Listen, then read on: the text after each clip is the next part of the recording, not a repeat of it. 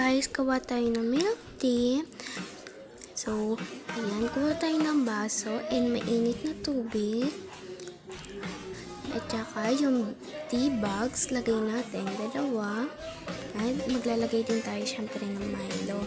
Maghintay lang kayo ng 5 minutes, lagay niyo yung Milo.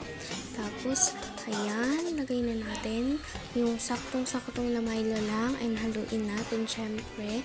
And lagay na tayo ng ice para lumamig. Ayan, lagay tayo ng cream cheese. So, ayan, magdagdag lang tayo ng Milo sa itaas. So, ayan na ang milk tea na gawa natin. Ang sarap-sarap. Enjoy kayo guys!